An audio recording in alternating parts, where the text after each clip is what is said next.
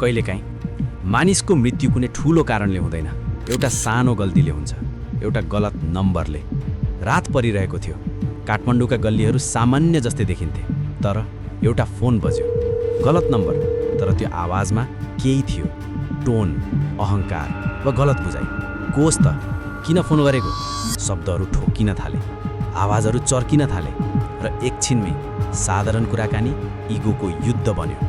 त्यो क्षणमा दिमागले सोच्न छोड्छ र नियन्त्रण लिन्छ एमिगडाला हाइज्याक, जहाँ भावना तर्कभन्दा छिटो दौडिन्छ। आउन त बाहिर भेटौँ। यो वाक्य फर्किने बाटो बन्द गर्ने निर्णय हो, किनकि अब पछाडि फर्किनु भनेको हार मान्नु जस्तै हुन्छ।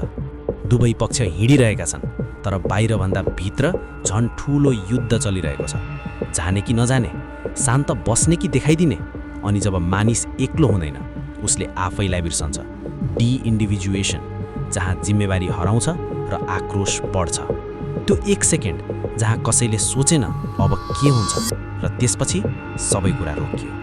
आवाजहरू हराए, गल्ली फेरि शान्त भयो, तर दुई जीवन कहिल्यै फर्किएनन्। यो कथा बदलाको होइन, यो कथा हो कसरी एउटा सानो क्षण अपरिवर्तनीय बन्न सक्छ, कसरी एउटा फोन अन्तिम कुरा बन्न सक्छ। अर्को पटक फोन उठाउँदा याद राख, तिमीलाई थाहा छैन अर्को साइडमा के भइरहेको छ।